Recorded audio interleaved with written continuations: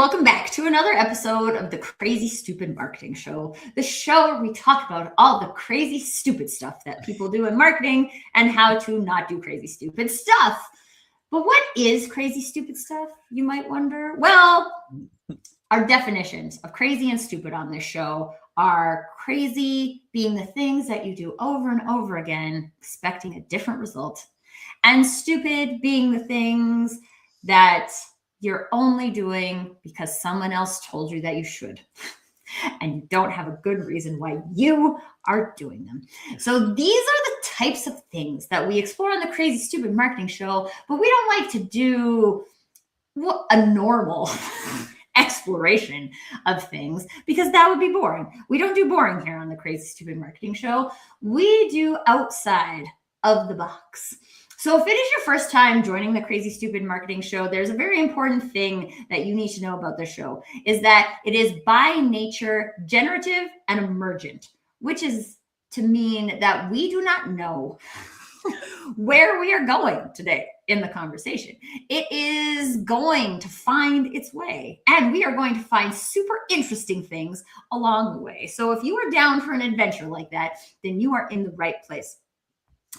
We already have people chiming in. Meryl, always good to see you. Super awesome that you are here joining us. And Mary Kay, good to see you as well. Represent Canada. Love it. This is also a conversation for all of us. And so while it might look like a conversation for two people visually, it is an opportunity for all of us to get into the conversation. Liana, good to see you too. So what do we have? We have Paramus and Duluth, and we have Toronto. So if we happen to have anybody coming in from not the US or Canada, not that we don't all love each other, because we do, even though the global narrative wants to convince us that we don't. That's not what we're here to talk about today, but I just felt like it needed to be said. Let us know, because this is an opportunity for us to like bring together all of these divergent minds into like some really cool conversations about how to not do crazy, stupid marketing stuff. And I am very excited to be here with the lovely Stephanie Crain talking about, we're going to bring a lot into the light today, but we're here to talk about what's hiding in your brand shadow, which I'm so excited. When Stephanie introduced the concept to me, I was like, oh my God, yes, more people need to talk about this. So let's learn a little bit more about Stephanie before we jump into the conversation. So my friend, will you tell us a little bit more about you and your journey and how it kind of ended up manifesting in this concept of the brand shadow? Yeah, thank you so much, Tracy. And thanks so much for your energy and enthusiasm about crazy, stupid stuff, because I don't think I could be talking about brand shadow without the crazy or the stupid. And it really, unfortunately, but this is why this show exists. It really does. And so, my journey, I have a really like what I like to call a non-traditional corporate journey. And I have a little bit of experience in almost everything. I'm a generalist in marketing, and I worked myself into becoming a marketing consultant with a focus on brand and culture. And honestly, if that really becomes like your primary focus in marketing, you start to peel away all of the sort of surface elements of what that means. And then you really get into the reality that, leadership drives culture and culture drives brand. And whatever is happening, whether functional or dysfunctional at that leadership level, is going to eventually emerge and show up within the brand. And it's going to come out through the employee ecosystem. It's going to go all the way to the consumer. And as much as marketing and the sort of efforts of marketing try to hide that, with like making things very pretty and new brand campaigns and great slogans and all of that, oftentimes there's a shadow there that is really trying to be avoided. And so I worked my way from consulting to, I eventually trained as a master Jungian coach, because I felt like so much of what was happening in the leadership space was really driven by emotional dysregulation and kind of a loss of what it means to be a leader. Mm. And so I added and sort of layered this perspective onto my work because it just kept coming up organically within the work itself. I would be consulting with leadership teams, and more often than not, if there was a challenge, it would be a value misalignment within the team or a behavior pattern that's being tolerated and ignored. But as the organization expands, that behavior pattern turns into a toxic cultural pattern, and things like that. And so as these things, became more and more present to me, I recognized there was just a deeper problem in the branding and marketing world that wasn't being addressed, I think, at least from my perspective, from the right point of view. We kept trying to solve, business problems with and marketing with, like they were emotional problems with marketing solutions is really what was happening. And so that's, my concept of brand shadow came about working with individuals, the Jungian theory of the shadow. Just for a super brief explanation, we have a persona that we project and that we like to be, present ourselves and seen in the best possible light. And we have our ego, and our ego is really important to us, and it keeps us alive and helps us survive. But when it's in survival mode, it tends to be overactive or underactive. And we have our shadow, which simply means unseen. And those are usually aspects of our psyche that we repress or hide, or maybe are not even aware of. And so all of this, we see this language related to individuals, and you see shadow work out there as sort of a buzzword, and people are, doing all this in-depth work, which, by the way, your ego won't let you do that alone, so don't try it. But I looked at organizations as sort of like superhumans. I mean, it was already designated by law that they were, in the early 90s. And, so they are kind of super individuals, and there's really an anatomy to the organization. Mm-hmm. And so it was really easy to take the concept of the psyche, the human psyche, the shadow, the subconscious, and just kind of layer it onto organizational culture and how leadership specifically influences that. And there came the birth of brand shadow. So much to dig into here. I'm so okay. Before I do that, we have some more people. We have Christy who's joined us, Lisa, also Wolfram in Frankfurt. I think it's Wolfram. It always comes in as LinkedIn user, but I'm pretty sure at this point it's Wolfram. You're like, I know. If it's not, tell me that you're a LinkedIn user. And Sarah, great to see you guys in the conversation. So as a reminder, this is like ask your questions, share your perspectives. This is not, you don't have to just introduce yourself. Please share your perspective. I know you guys also have awesome perspectives. Okay. I want to talk about leadership. I want to dive into this leadership component first, because I think I'm seeing at least 3 areas in which there's leadership, and then there's probably more. But as you were talking, I'm like, okay, because there's leadership, the structure or architecture of leadership that exists in a hierarchical kind of the hierarchy. Right, the hierarchy of a brand. There's brand leadership, which would mean kind of how we lead in the market, and there's market distributions and things like that. And then also the self leadership, right? So where a lot of these things are rooted. And so if we're looking at leadership as these different levels of leadership, how do they interplay with each other? And feel free to take it from there to wherever you want to take it. Thank you. I love that question. And so I'm actually going to start at the bottom. I'm going to start at the self-leadership. And what my book really tries to focus on is not really changing the entire corporate world, which I would certainly love to do and just, make that happen. But what I really want to do is help people undo their own conditioning so that they can show up more empowered in these spaces and lead from within.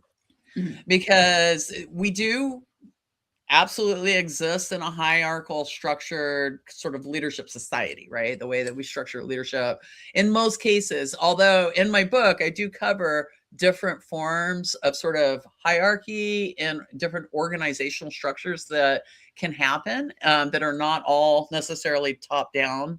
And I think that that's an interesting thing to look at because there are a lot of different ways to lead, and we are sort of locked into a particular perspective.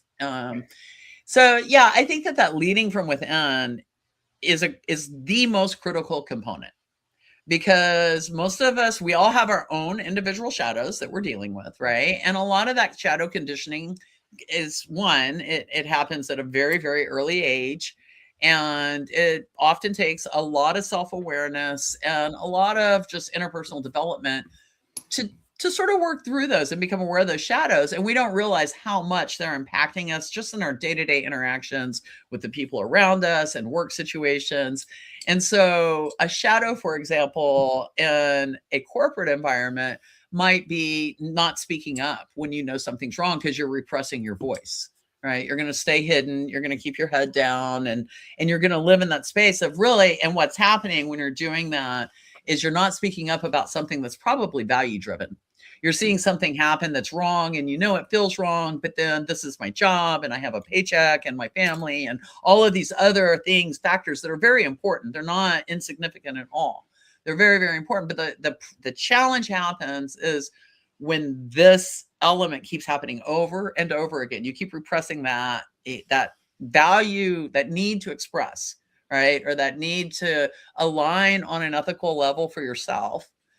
Over time, you're either going to shut down internally, and it's going to start affecting you on a physical level, like your health or your internal relationships, or, like I said, with the ego, it either goes underactive or overactive, right? So my goal for individuals in the systems is to just be in a space where they're comfortable with expressing their values. And that sometimes might mean taking a risk. And it sometimes might mean actually leaving a job or, doing something that causes disruption in your life. But in my experience, when you're trying to avoid that, it usually happens anyway, just not in the way you want. Right? So you're going to lose that job eventually. You just might not lose it with as much empowerment. You might lose a lot more physical energy, emotional energy. By the time you have to go find that new job, you're going to be diminished. And, so I really, that's one key goal with the brand shadow element, is to empower the individual within the system. So then you talk about, and then I'm going to skip to the top. I'm going to skip the middle, the brand marketplace piece, right? So up to the leadership level. Well, leaders are just people. They bring all their emotional baggage to work just like everybody else does. And in a lot of cases, there are leaders out there who they've absolutely figured things out. They absolutely understand themselves. They have self-awareness. They are working with intention.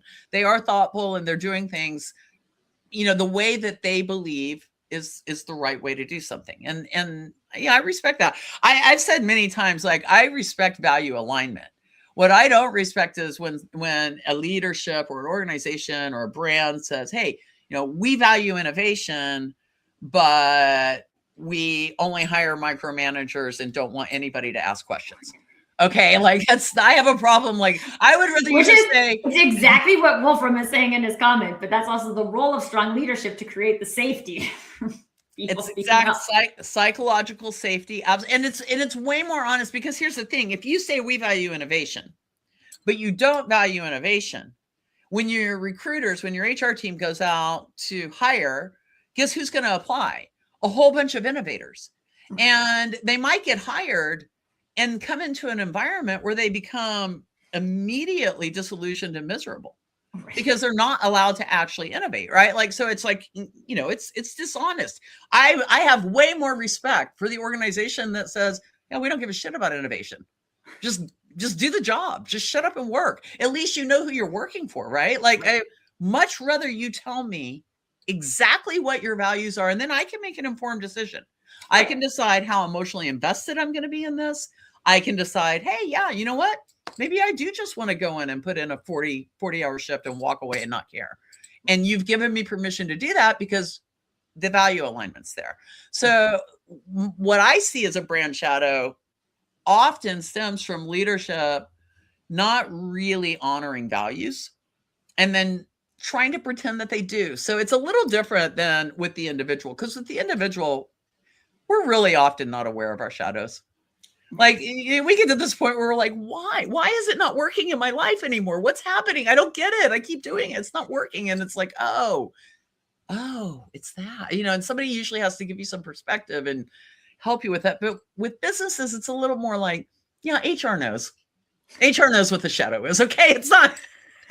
It's been in all the employee feedback. Yeah, this is not something that's a mystery. Okay, it's not a mystery shadow. Okay, now it might be a contained shadow in a way, like it can be permeating and impacting the culture and still be very ambiguous, right? Still not be very clear, and that's where we get into lack of transparency and no psychological safety in the culture, no trust. Right. So the shadow can be extremely subtle and hidden and unseen by many. And just like we've seen in a lot of organizations, there can be like layers to where it gets more I can never say this word when I want to. Ambiguous. Thank you. More ambiguous. Thank you. That's like hierarchy for me. I can't say like hierarchical. As we get into different levels, the ambiguity gets stronger. And so, so somebody could very, very legitimately and earnestly be working in a place of purpose, doing what they believe is good, valuable work, honest work, and way, way, way up at the top, there could be very unethical things happening. And that disconnect creates a real, ultimately cultural challenge, not just within the organization, but within our whole entire society. It permeates everywhere. Right. Which kind of takes us to that brand leadership thing. All right. Like, I don't know. I have my feelings around brand in general, like the concept of a brand has really been evolving over the years.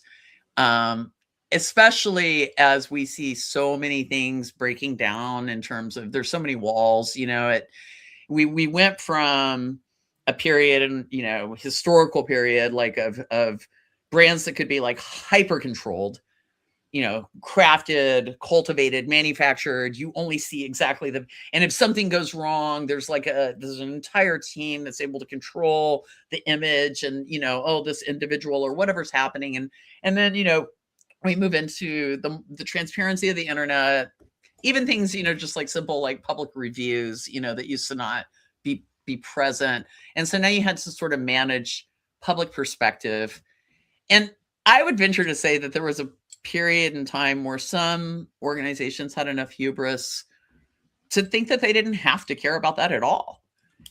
And so when they started getting reviews all of a sudden and realizing like, oh my God, like people think we suck. I mean, that it actually was a shock for some of those companies, and then having to respond and learn to navigate what I think is like becoming, like true customer. And then now we're all the way into the present where authenticity, it's like we're dealing with AI and authenticity and what's real and what's not real. And we're seeing a lot of fracturing happening around people that have, in some cases, been pedestaled as, like industry leaders. All these things are occurring. And we know that there's all this socio-political stuff that's going on. We know that there are big world things that are disrupting, lots of stuff.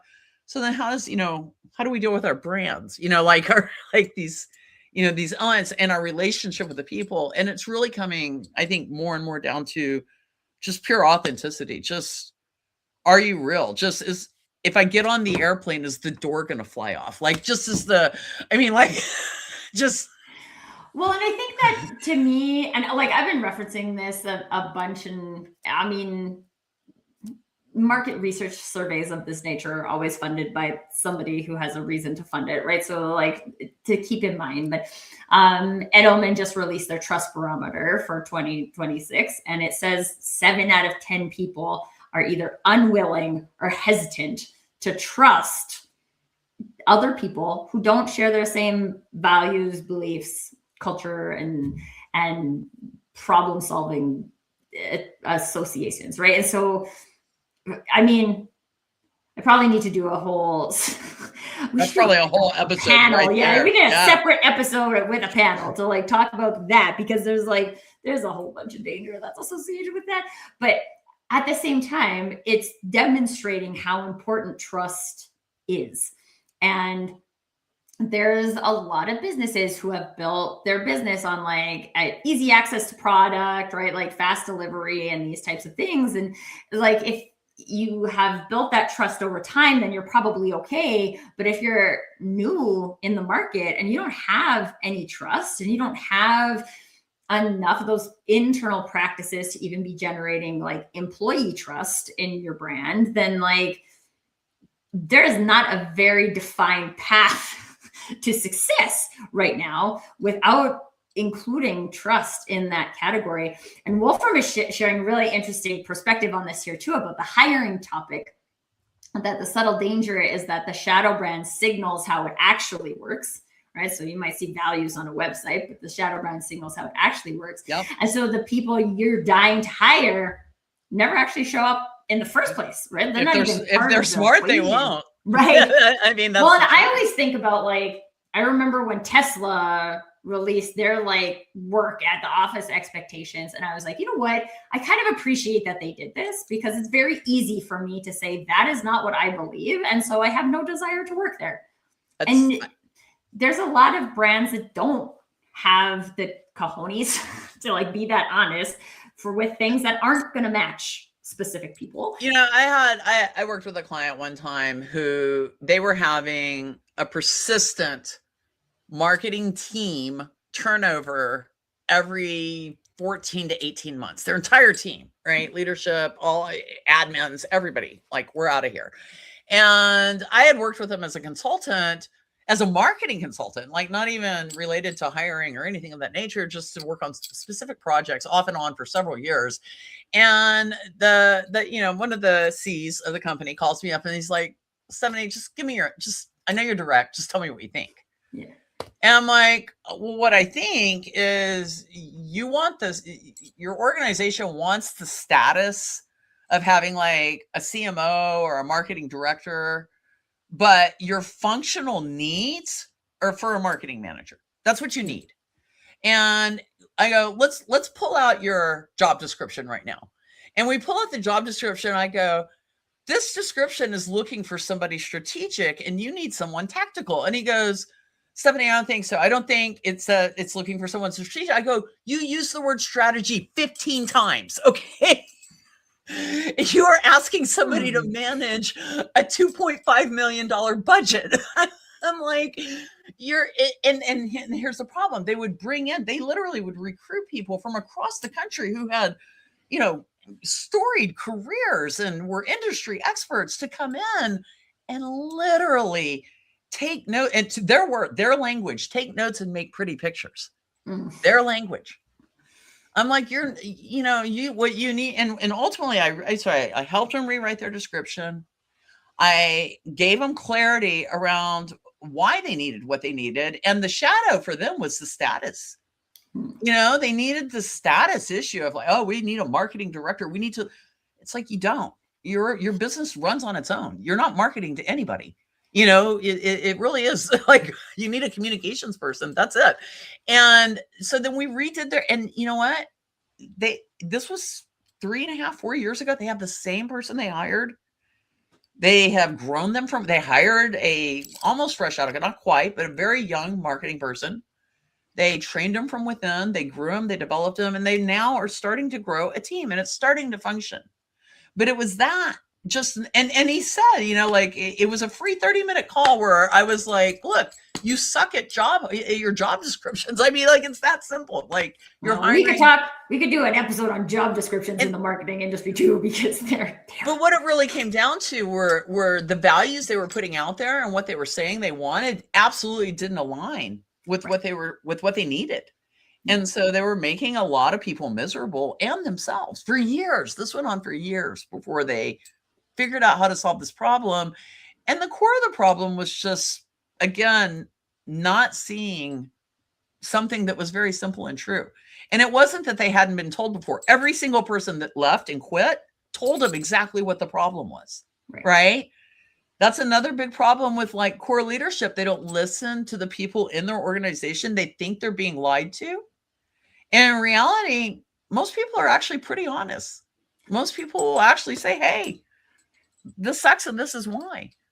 You know? I think that like kind of ties back into the like self-leadership component though too, right? Because if I can't hear constructive feedback, right? Like a lot of those things are actually constructive feedback and I'm taking them as something I need to defend against, right? Like then I'm not learning what I could learn. That would stop. I mean, like, I don't know how long that company was on that rotation of just, but like we could have saved so much time and money and onboarding. and keeping people from having to move across the country. But you know, I mean, to me, here's the thing. It's like, it's a couple of things. One, if you're hiring good people, you should trust them, right? So if you're not trusting, you're projecting because you're not being honest. Right. That's like really what's going on there. You're like, well, I would lie. You must be lying too. I mean, that's literally when if that's how somebody's acting, that's why I'm like, oh, wow, you're a liar. Okay. I get it. You don't believe me because you're a liar. It's okay. So that's one. The universe is a big mirror, folks. It really reflects back all of the things that you are inside. And people are always telling you who they are. They're always revealing themselves to you. You know, and I think that's another thing. We often get triggered because the revelation reminds us of somebody else in our life that might have, you know, and so we go into that emotional state.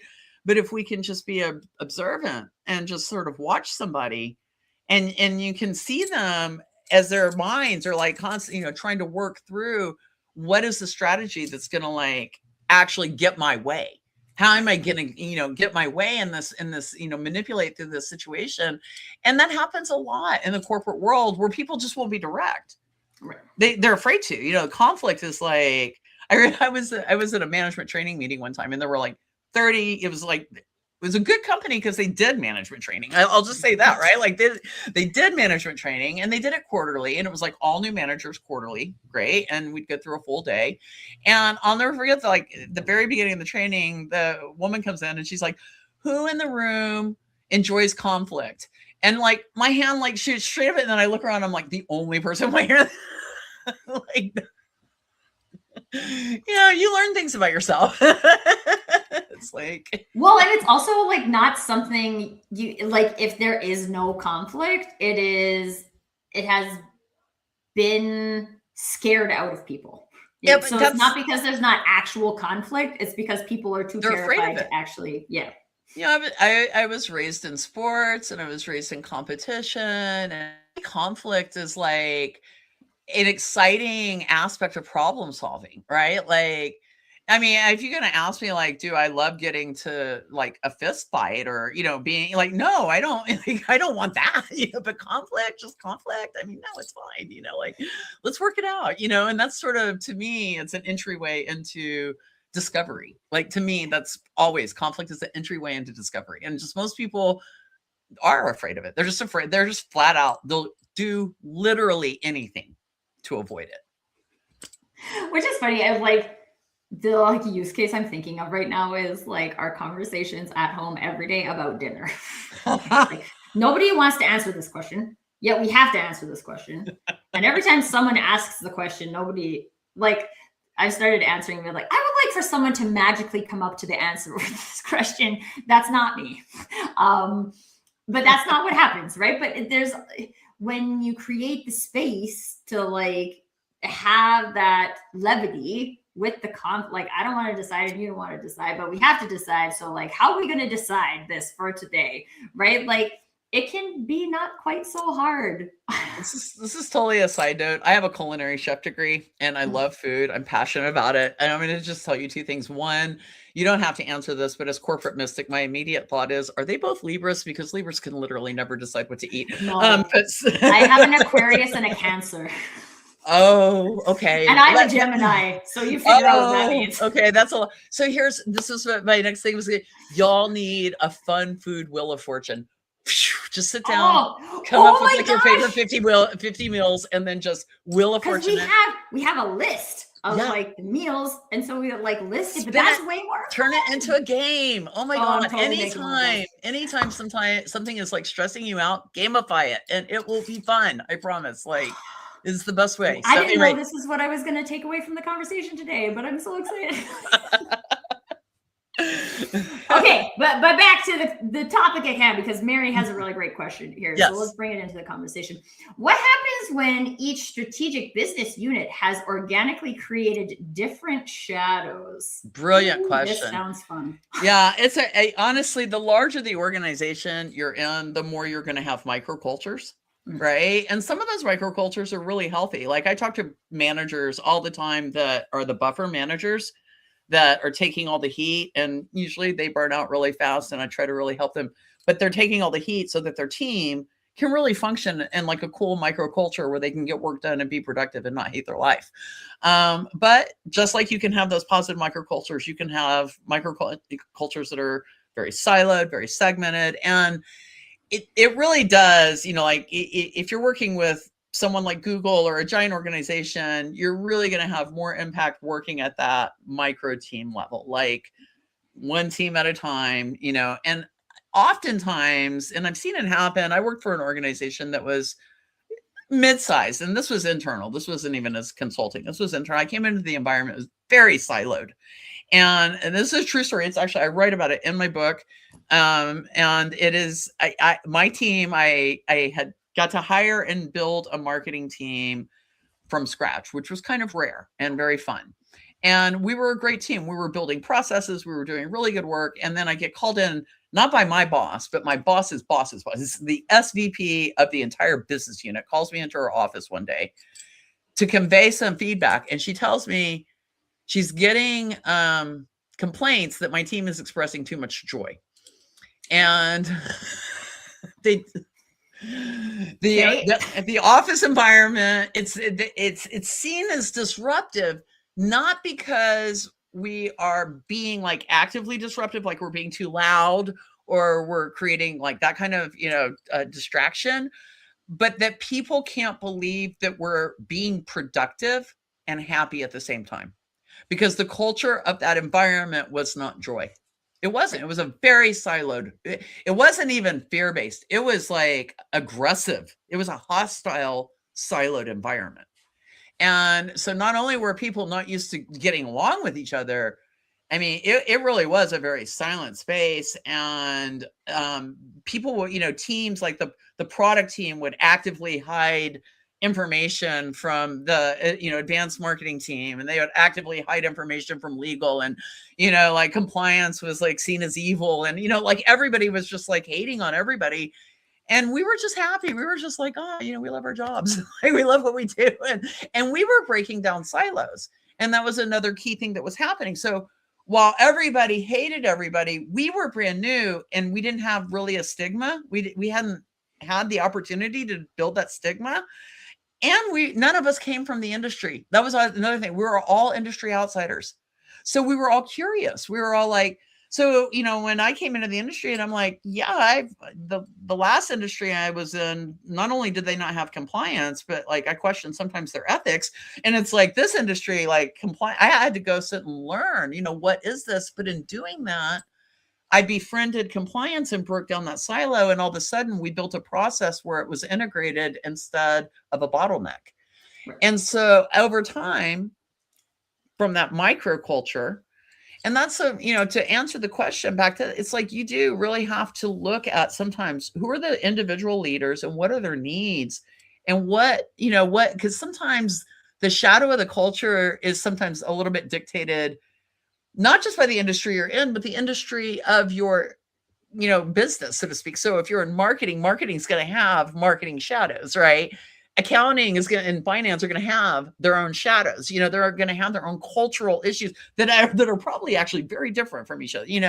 Technology is going to have its own shadow issues. It might be related to outsourcing. It might be related to, the culture of like having to mix a whole bunch of different, disparate people in one environment. All these different things are going to come up. And so, yeah, you do sometimes have to look at it individually. But at the company level, and especially up to about 500 employees, the leadership at the core top is usually driving almost all of that. Like they're allowing or tolerating or just sort of sometimes without even realizing it, pushing certain behaviors that become the cultural norm. They become accepted as like cultural standards. So yeah, I think like what I'm feeling from this is that there's just like layers of shadow, right? So like we have individual shadow, we may have micro team shadow, we have corporate shadow, we have industry shadow, perhaps, and there's probably like connections between the two, but they aren't like fully dependent. I like to think about it. It's a little bit like that.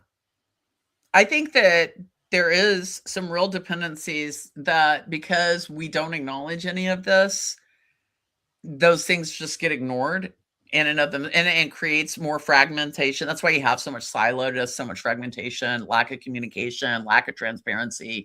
All of that comes from that we're going to do it by ourselves and we're not going to share this information. But I like to think of the shadow, if you think of the shadow as a room, is a great analogy. It's simple, for the shadow, right? And you're in a pitch black room, and all of a sudden in the very tiny corner of the room, there's a little bitty, teeny tiny little nightlight that comes on, and you see like, oh, look at that spot. And then maybe it gets a little brighter. And then all of a sudden you see, oh, there's a lamp over there. I'm going to turn that. And now this whole section of the room's been lit up, and you're just continuing. And then all of a sudden there's like this overhead chandelier, and like, boom, we're like in brightness, like, and then there's windows and doors, and all of a sudden the room is full of light, and that's to me and that's whether you're working with an individual human, right? And you're just starting to discover your own shadows, and why don't I speak up, or how come I never set boundaries, or why do I get so angry about certain things and when I don't want to, those are shadows, right? That you have to like work to uncover. And then usually you uncover one or two and you're like, whoa, there was like this separate shadow room I didn't even know was there. I didn't even see that door, and so businesses, they're just super complex, right? It's a whole bunch of people. Right. And then that complexity just gets amplified exponentially. Yeah.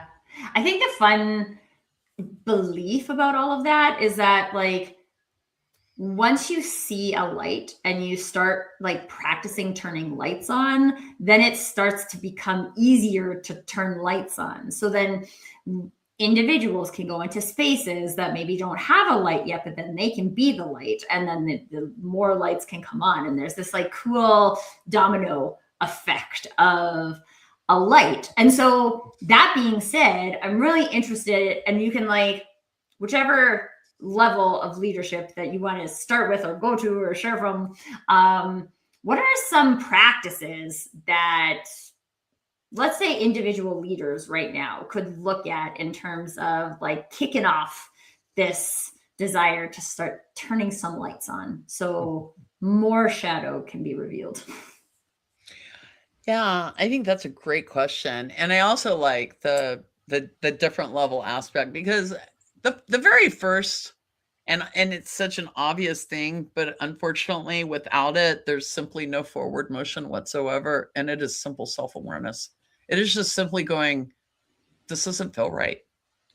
You don't even have to know. Like, you don't have to have the answer or be like, here's the diagnosis of why it doesn't feel right.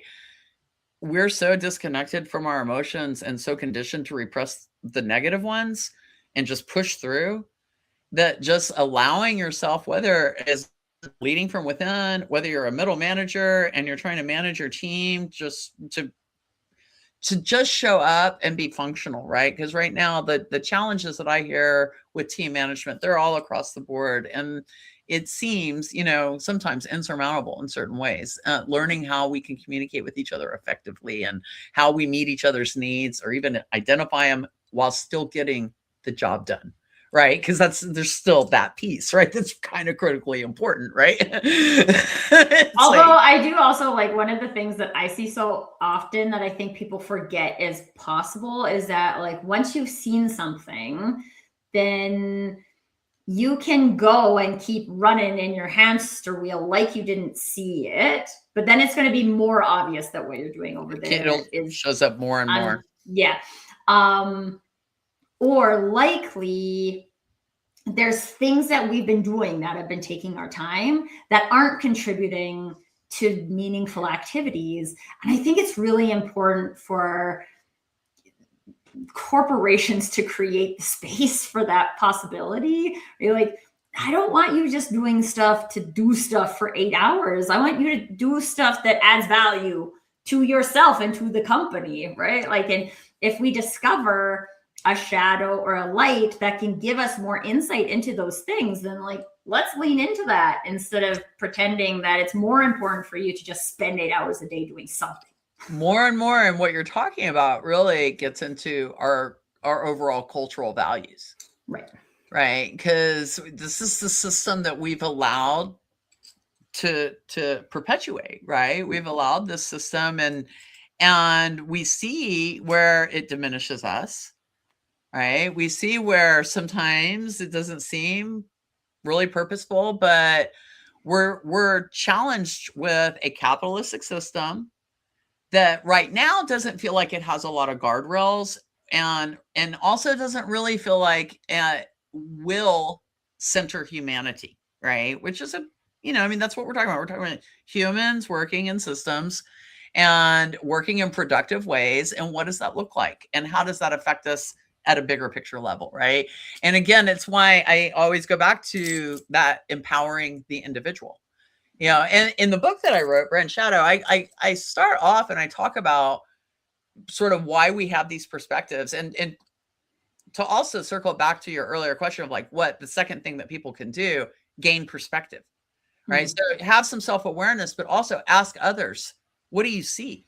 And be willing to hear what they're saying, right? Be willing to listen, gain that perspective, and don't just do it to be checking off a box. We do all sorts of 360 reviews and all this stuff, but at the end of the day, are they really serving the right purpose?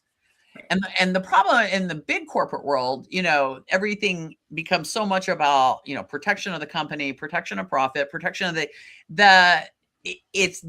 becomes like big trade-offs in terms of, what at that corporate level they're willing to address, they're willing to look at. Because remember, ignorance is bliss for a reason. It's true. Right? And willful ignorance,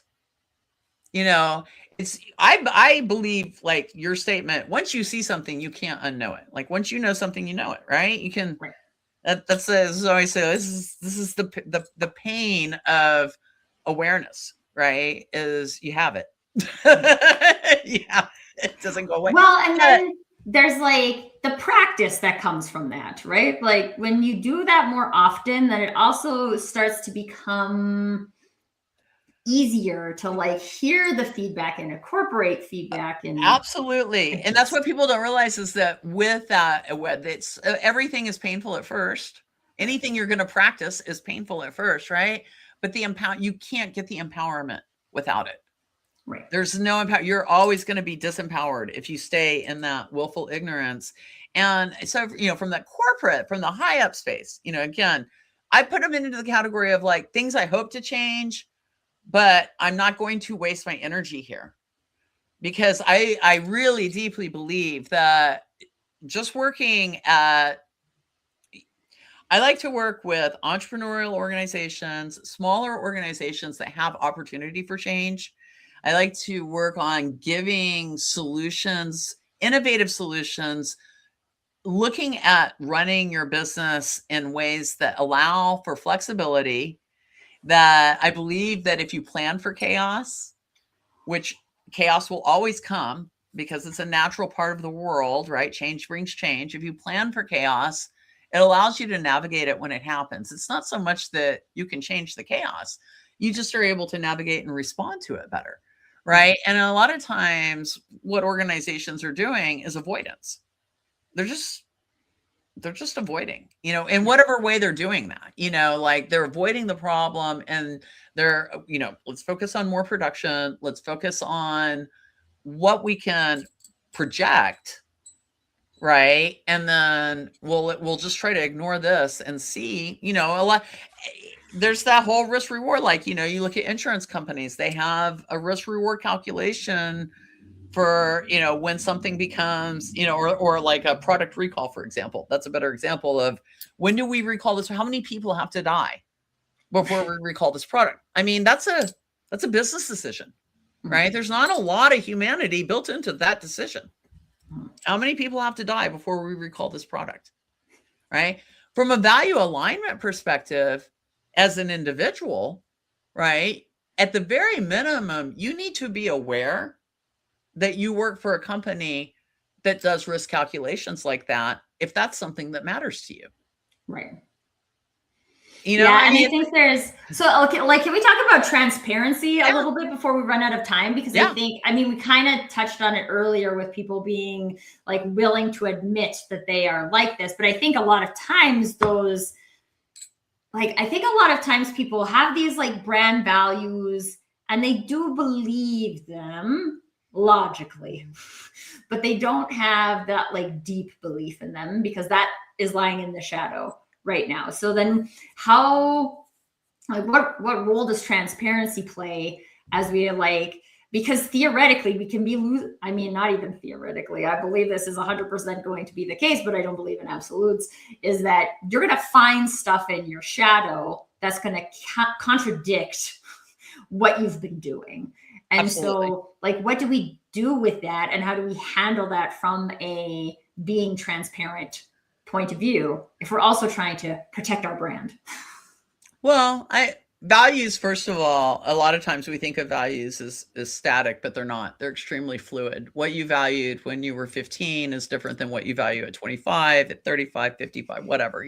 Values change over time. You have values that you inherit from your family system, that you inherit from your spiritual system, social system, cultural system. All the values are coming at you from, most people don't actually know what their own values are. Like when I ask, what are your values? It's like they have to really work through that a little bit to be like, and so it is a worthy exercise for anybody who's to just do that examination. It's okay if you inherited a value that you believe in, but did you inherit a value that you don't believe in, but you're like forcing into your life all the time? So that's one piece of it. And when you look at organizations, they're no different. Their values change. So I'm going to pick on my favorite company to pick on publicly, because I think they deserve it always, is Boeing, because my fear of flying and doors flying off planes. So Boeing is, and y'all, I'm just right now, please go fact check anything I say, because I my data points, they're going to be soft. Okay. So that's all I'm going to say. So Boeing's 100-year-old company, right? And then sometime back in the 2000s or whatever, they merged with McConnell Douglas or McDonnell Douglas or whatever. Okay. And, they became this company, but what happened was Boeing, if you look on their website, I don't know if it's still there, it was the last time I checked, they list engineering excellence as a core value. Engineering excellence. And for decades and decades and decades and decades and decades, their company proved that out. Okay. McConnell Douglas had, before they bought Boeing, they already had more than one very tragic situation with their planes. They were not, expressing engineering excellence in their value system. And they were much more driven by kind of profit, numbers, production. When they took over the company, their culture took over the Boeing culture. But you know what they didn't do? They didn't update their website to say, hey, we don't give a shit about engineering excellence anymore. All we care about is profit, and the doors might fall off. Okay. So that's, and why wouldn't they be transparent about that? Did they know? Was it intentional? Do they believe in it? I don't know. I don't actually know the answers to those questions. I've never met with the Boeing executives, and I'm sorry, guys. I'm happy to meet with y'all, though. All of you, even the ones who should be in jail, all of you. But my point is, again, companies that big, obviously, but the transparency, that's a real thing there. They changed their engineering processes. They changed their quality assurance. They changed actual functional methodology in their organization that impacted that core value stated that the public and not just the public, but the actual employees whose own value systems were tied to their work.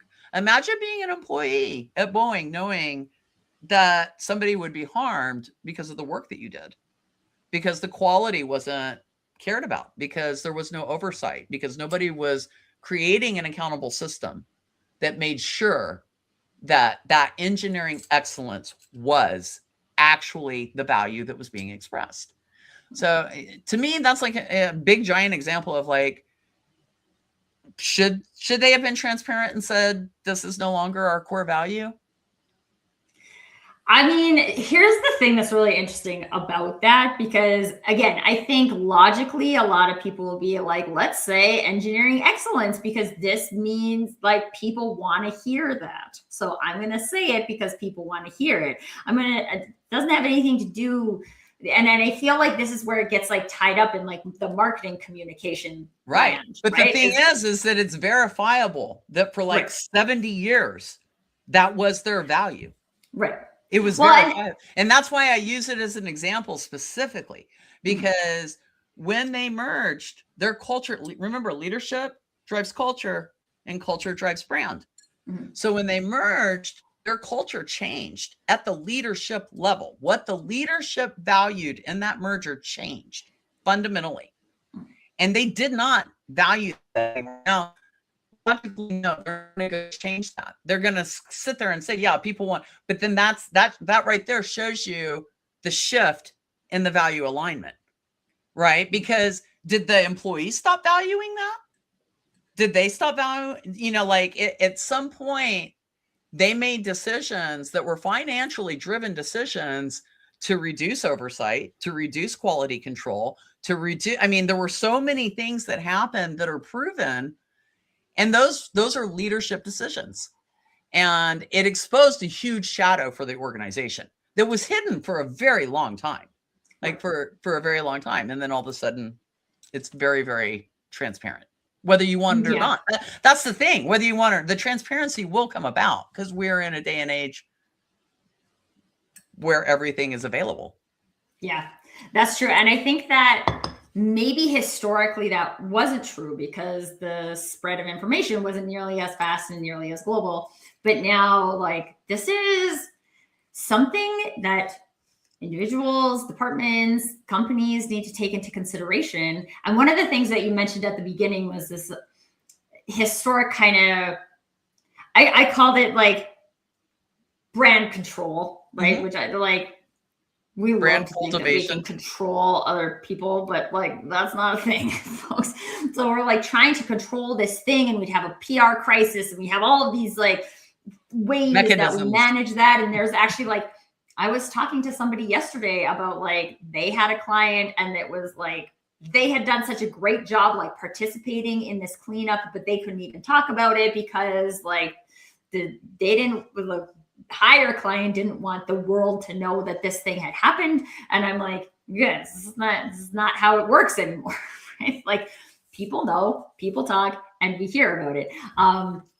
We can't control it. And I think there's a really interesting component about control here versus being, or I like one, just quickly come back to something that Wolfram said it about humility paired with curiosity goes a long way for resilience, right? Like love that. That should be on a t-shirt. Make that into a t-shirt. We'll buy it. Stephanie and I will both buy it, and at least one other person will buy it, I'm sure. But like these things, we get so caught up in this activity of like protecting and controlling that we don't do the humility, we don't do the curiosity.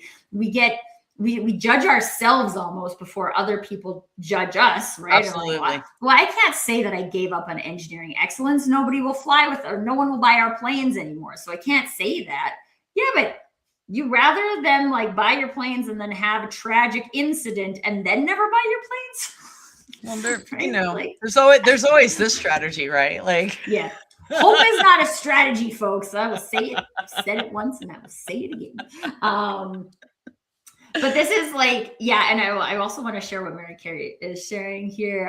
Like customer pain points can't be the only thing to brand away. But it's like if you're watching this show today and you believe that you are branding away internal values or internal shadows, that's not a thing. It's not going to be successful. So if that's your branding activity, call me or call Stephanie and we can talk about something that's not crazy. I quit doing rebrands many, many years ago, and I only do brand rehabilitation.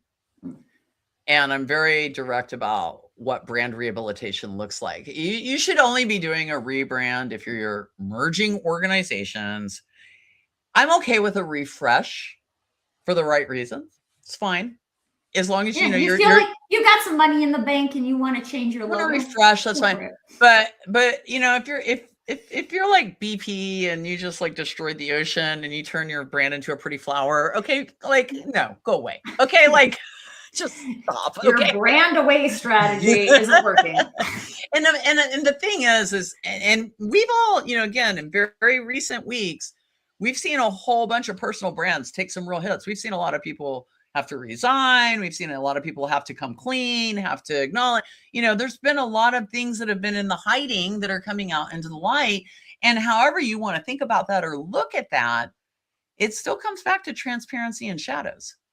And, you know, people ask me all the time, like, I'm a pretty transparent person. There's not that many things that I just don't outright admit about myself because what's to hide? I don't have shame. Well, right. And I think this is what I always say about authenticity is that you can only be as authentic as you are self-aware. And so if you don't have these things that we talked about earlier, the self-awareness and then gaining new perspectives, we can stand over here and judge your how transparent you're being, but you can only be as transparent as the things that you know. And I think it has been the ignorance is bliss thing, right? We're like, we just won't explore. We know there's something going on over there, but we won't explore what that is because then we'd have to be transparent about it. And I don't want to have to be transparent about it. But like, can we talk about that? Like, let's talk about that. It's that ignorance is bliss is becoming more and more uncomfortable for more and more people. Mm-hmm. And that's not going to change.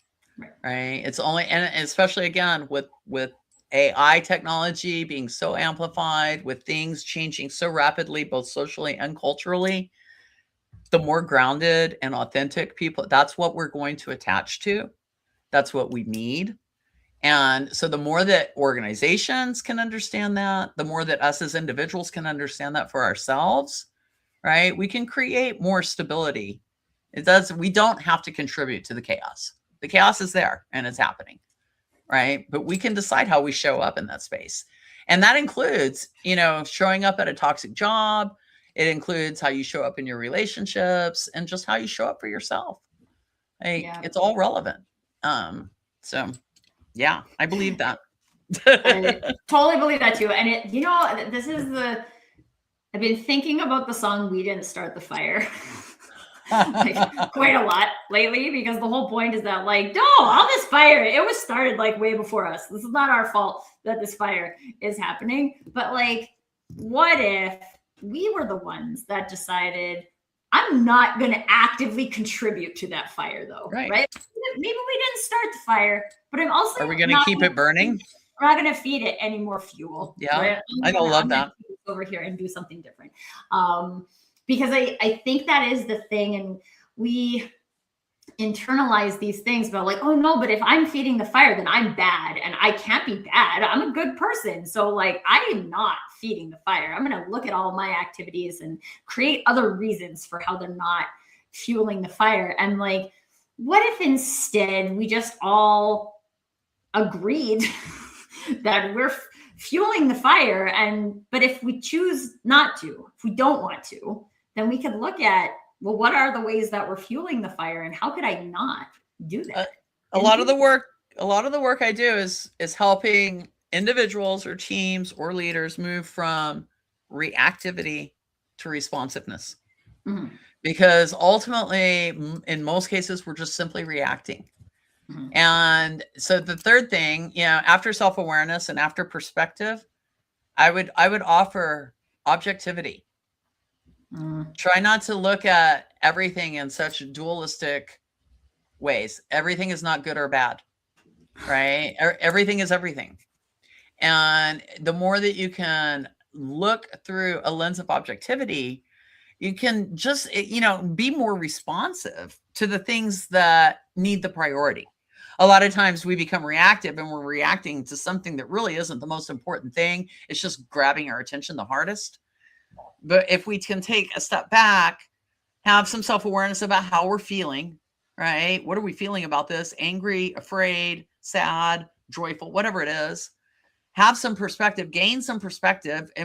Is what I'm experiencing, what you're experiencing, is this something like, am I in my head on this entirely?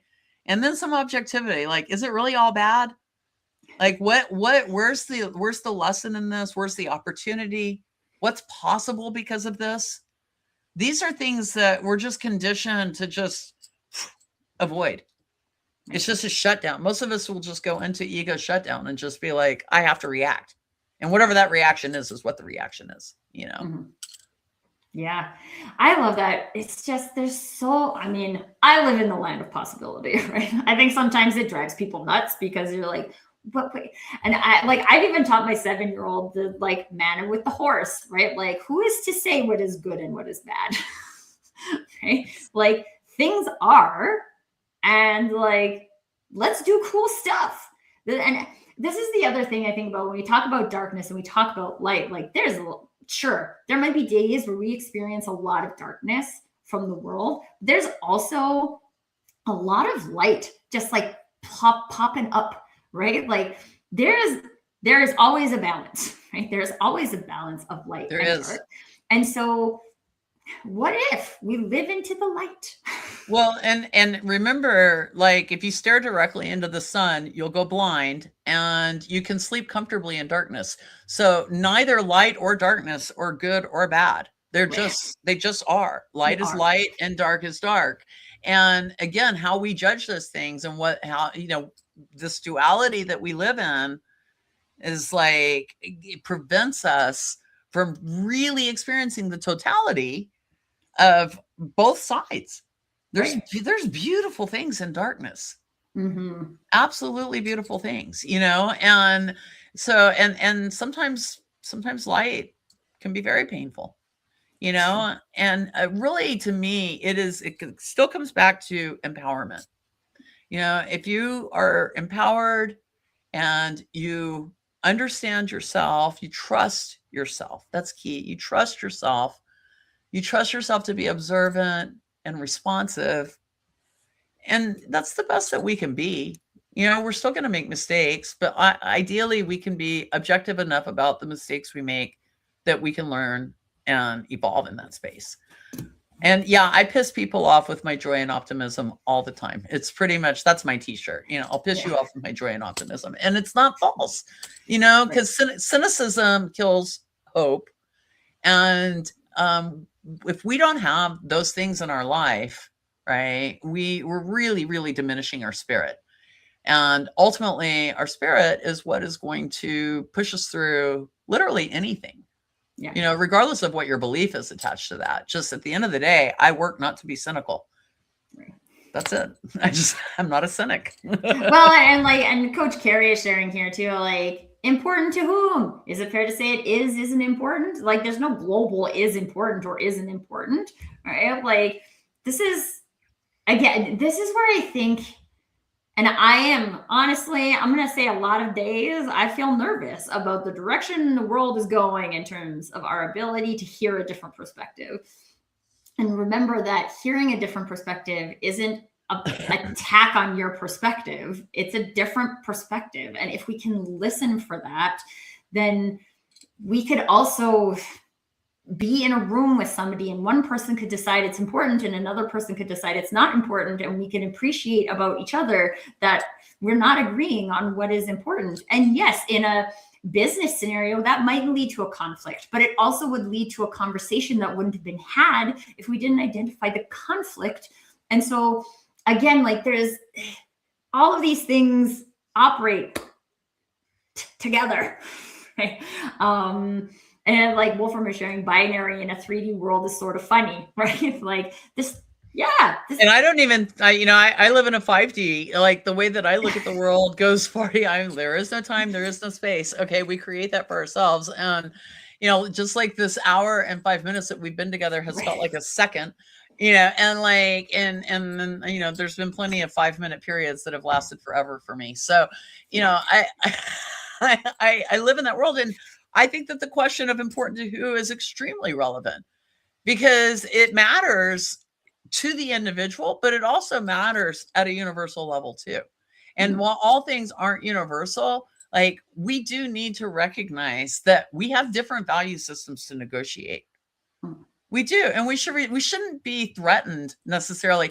There are things that I think we can all agree on are like, say, fundamentally evil. Okay. I'm not here to say that there's like no bad in the world or, that's not my point. But I think that there's a lot of things that we judge as bad or negative that are really contextual, and looking at it more objectively in context, I think can sometimes free us up.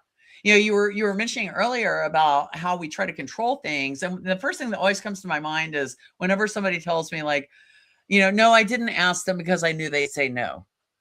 Well, thanks for making. You did not know they were going to. Thanks for making. You didn't even give them the option to say yes. And what are you controlling there? You're controlling rejection. That's what you're controlling. You're not controlling. You're controlling rejection. You're not controlling them. You're controlling yourself. You're just taking their free will away from them instead of recognizing they might say no, and it might not have anything to do with rejection. It might just simply be a no, but we control all the time in these very subtle ways because we're trying to protect ourselves. That's ultimately what we're doing. We're trying to protect ourselves. It's just sometimes in that protection, we're also preventing ourselves from experiencing real opportunity and possibility, or we get stuck. Yeah. We get stuck in that protective space. Okay, I feel like I could take that and run with it, but as Stephanie already mentioned, we have 5 minutes over. I know. I have to say the time out loud. We're going to have a follow-up episode on this because clearly there's more to be revealed in the brand shadow. I want to thank everybody who came and got into the conversation quickly. So we have Coach Carrie, Adil, Bobby Lee, Sarah, Lisa, Wolfram, Christy, Leanna, Mary, Meryl, Gary just snuck in there at the end. Sharing life is like a multifaceted diamond. We can often see only a few facets while others are hidden from us, but they are still shining. That's beautiful. What a beautiful way to finish this episode. Stephanie, if people want to continue the brand shadow conversation with you, where is the best place for people to find you? I'm on LinkedIn. I'm very active there. You can connect with me and DM me. I actually respond to messages and communicate with people. If you're interested in the book, it's on Amazon and it's built like a workbook. So at the end of each chapter, there are self-reflective questions and the book is really about you. I also like to tell people, skip the first part. Those are all my brand shadows and I didn't like the way the editor did them. So read them at the end. Don't read them at the beginning. I mean, I love when we can be transparent. About the things we learn over time. It's just the way I am. I love it so much. And you guys, if the concept of brand shadow is intriguing to you, or you're feeling like there's something that's maybe hidden that you would like to explore, don't let this be the last conversation that you participate in this arena. Come get into the conversation with your fellow people in the chats. Connect with Stephanie, connect with me. Stay in the conversation because the conversation is where stuff gets revealed.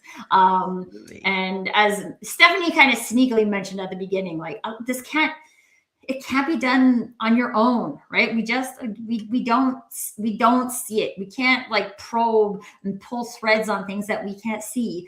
And someone else with a different perspective can see things that we can't see. And I believe that's always true, regardless of whether that's a hired coach or the person at the grocery store.